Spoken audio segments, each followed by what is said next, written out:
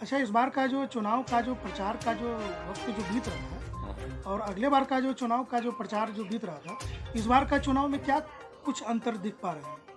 इस बार का अंतर लग रहा है जो यहाँ अभी अब जो पब्लिक है हम्म, उन लोगों में आत्मविश्वास ज़्यादा जगह है, चुनाव के प्रति इंटरेस्ट ज़्यादा है। इंटरेस्ट ज़्यादा है। उनको कहीं ना कहीं लग रहा है कि हमको उम्मीदवार चुनना हाँ, है। सही सही उम्मीदवारों को चुनना है। जोश है उसमें, हाँ, जो सही है। उत्साह है उसमें। हाँ, कि बहुत इस बार बहुत का ज़्यादा। इस बार का जो चुनाव का जो मौसम है, इसमें हम एक बढ़िया नेता चुन पाए। हाँ, सबका यही है, हाँ। सोच यही है। तो कहीं ना कहीं उसमें इस चुनाव के प्रति जो है जागृति आई। जागृति बहुत बहुत आई है। तो बाबा, सबका सम्मान, सबका विकास, यही है हमारा प्रयास। विकास क्या है? विकास करेंगे, साथ मिलकर काम करेंगे। तो ये है हमारे जो अर्चना देवी जी, मेरी बेटी है। अच्छा अच्छा हाँ, उनका ये अच्छा, तो उनका ये नारा है। तो आप उनके कौन हो गए? हमारी लड़की है, पिताजी। आपकी लड़की हो गई अर्चना जी। हाँ, और अर्चना जी इस बार जो है कि चुनावी मैदान में है। मैदान में किस पद को लेकर वो दावेदारी कर रही है? मुखिया पद के लिए, मुखिया पद पर, मोहम्मदपुर पंचायत के मुखिया। मोहम्मदपुर पंचायत के मुखिया। तो कैसा है उनका जो इस बार का क्षेत्र का हाल समाचार? अच्छा है, बहुत बढ़िया, बहुत अच्छा रिस्पॉन्स है। तो अर्चना जी का जो है ईवीएम मशीन पर कितने नंबर पर वो चुनाव छाप है? 1 नंबर पर, पहला नंबर उनका है। और माला छाप, कौन सा छाप है? माला छाप, माला छाप। माला छाप। कैसा रहेगा इस बार का चुनाव? हम जो अनुभव है, आप तो पुराने हैं और अनुभवी उस भी हैं। अनुभव से लग रहा है और कि आपकी ये बच्ची एक नंबर पर आएगी। जी, बच्ची चुनाव लड़ रही है। हाँ, तो आप वो अनुभव है कि इस बार का जो चुनाव है, इसमें इस बार में अर्चना जी जीतेगी, जीत पाएंगे, जीतेगी, ये आपका आत्मविश्वास है। एकदम पूरा विश्वास है। और अभी अर्चना जी कहाँ है? अभी वो फील्डिंग में गई है। हाँ, उनके क्षेत्र में गई क्षेत्र में है गई। चुनाव प्रचार के दौरान में। तो साथियों, अर्चना जी से हम मिलने आए थे, लेकिन उनके पिताजी से हमारी मुलाकात हुई कि हमने इन्हीं से पूरी बातचीत जानने का प्रयास किया। हमारा मकसद ये है कि चुनाव के दौरान अर्चना जी का क्या हाल समाचार है और किस प्रकार से लोगों से वो मिल रहे हैं, जुड़ रहे हैं, और उनका जो है चुनाव का जो निशान है वो कौन सा निशान है। और यह बात हम आप तक पहुंचाने के लिए महत्वपूर्ण समझा। इस समय हम कटिहार जिले के कदवा प्रखंड के मोहम्मदपुर पंचायत में, दुर्गागंज में जी, मोहम्मदपुर पंचायत जो दुर्गागंज नामक स्थान है, यहाँ एक बड़ा सा अस्पताल है। यहाँ की जनता और पूरे कदवा प्रखंड की जनता की जो मूल समस्या है, हमारे साथ अनुभवी व्यक्ति जुड़ चुके हैं, हम इनसे जानेंगे। सबसे पहले आपका परिचय दो। मेरा नाम हुआ रमानाथ चौधरी। और मेरे दादा जो थे उनको राजा का टाइटल था। और मेरे पिताजी, हम लोग जमींदारी परिवार से हैं। जमींदारी चले जाने के बाद तो एक जानी मानी हस्ती है और पुरानी पहचान है। पुराने समय से पब्लिक के बीच जो पकड़ है वो आज भी मौजूद है, लेकिन राजनीतिक दौर में कहीं ना कहीं जो चाह रहे हैं कि राजनीतिक दौर में भी अगर आगे आ जाए तो क्षेत्र का जो है कि विकास करेंगे। हाँ। और दुर्गागंज का जो क्षेत्र है, यहाँ का जो मेन इलाका है, हमने उसमें देखा कि यहाँ जो अस्पताल आने के लिए जो एक सड़क है, वर्षों से बहुत स्थिति खराब, वर्षों से स्थिति खराब है। पेशेंट जो यहाँ लाया जाता है वो सही सलामत नहीं पहुँच पाते, जो है कि इतना चढ़ाव उतार सड़क पर है कि ये मूल समस्या यहाँ की जो सामने में दिख रही है। हाँ। तो इस बार क्या होगा? इस बार जो क्या होगा, अर्चना जी जो मुखिया पद के लिए दावेदारी कर रही है, इस समस्या का समाधान कर पाएंगे? हाँ, निश्चित रूप से करेगी। उनके पति जो पत्रकार थे, उमेश कुमार राय, जिनकी देहांत हो गई है, वो सदा इसी काम में लगे हुए रहते थे।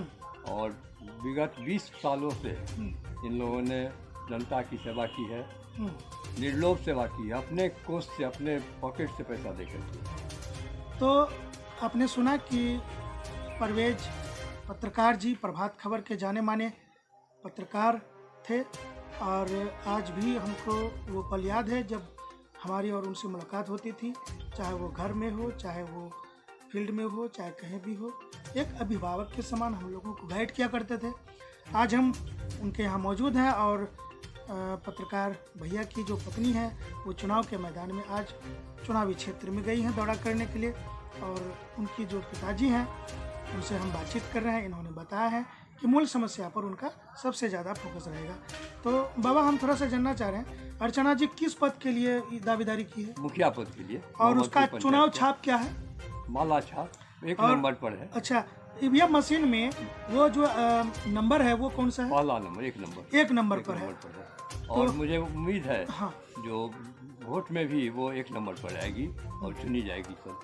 तो ये आत्मविश्वास है कि इलेक्शन जब होगा, चुनाव का जो परिणाम होगा, अर्चना जी नंबर 1 पर रहेंगी और समाज कल्याण के लिए उन्होंने जो कदम बढ़ाई है और उनके जो पति थे परवेज जी, पत्रकार, प्रभात खबर के जाने माने पत्रकार, उन्होंने जो समाज के लिए जो सराहनीय प्रयास किया है, समाज को आगे बढ़ाने में प्रयास किया है, हमको तो नहीं लगता कहीं वो उसके अंदर में कहीं कोई भेदभाव था। कोई नहीं, कुछ भी नहीं, कुछ भी नहीं। अगड़ी हो, पिछड़ी हो, छोटे हो, बड़े हो, और जो है कि ये जो पार्टी का कोई भेद ही नहीं। और यहाँ जो ये जो दरवाजा है, यहाँ जो है हर व्यक्ति का आना जाना हर वक्त लगा रहता था, 24 घंटे, हाँ, किसी भी समय।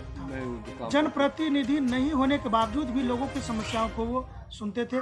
खासकर कोविड के समय में उन्होंने अपना बहुत योगदान दिया, सराहनीय योगदान दिया।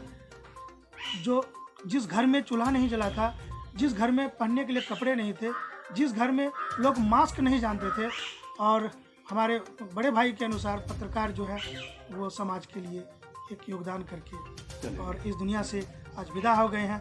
उन्हीं के नक्शे कदम पर उनकी पत्नी अर्चना जी मैदान में उतर गई है और बाबूजी उनको दोनों हाथ से आशीर्वाद दिए हैं। क्या बाबूजी? सही है ना? ठीक है। और बहुत खुशी हो रहा है आज हम जो है कि एक अभिभावक स्वरूप उनके पिताजी से हम बात कर रहे हैं, हमें काफ़ी अच्छा लग रहा है। हम उम्मीद करते हैं कि अर्चना जी के साथ यहाँ की जनता जरूर इंसाफ करेगी और अर्चना जी के हाथों यहाँ की जो जनता है उनका विकास होगा और सेवा होगा, सड़क, बिजली, पानी, जो भी समस्या, स्वास्थ्य की समस्या, तमाम समस्याओं को लेकर हमारे पत्रकार भाई साहब लिखा करते थे, जिस पे असर भी होता था। और आज उनकी जो पत्नी है अर्चना जी चुनाव मैदान में उतर चुकी हैं और उन्हीं के बताए गए रास्ते पर चल रही है। अब यहाँ की जो जनता है, जनता क्या इस बात को समझ रही है? जनता बहुत कुछ समझ रही है, हाँ, बहुत कुछ समझ रही है। तो कि नहीं भी किसी सदस्य में रहने के बाद भी, किसी पद पर नहीं रहने के बाद भी, उनका अभी भी किसी भी क्षेत्र में। तो दर्शकों हम बता दें, जानकारी के अनुसार हम आपको बता दें कि अर्चना जी एडवोकेट भी हैं, वकील भी हैं, और एक वकील और एक पत्रकार इस घर में हमेशा रहा करते थे और एक साथ दोनों का तालमेल था और समाज के व्यक्तियों का भला करने में इनका जीवन बीतता था। तो आप बने रहिए हमारे साथ, देखते रहिए हमारी खास रिपोर्ट। मैं हूं जितेंद्र कुमार और आप देख रहे हैं India public news Kadwa Katihar.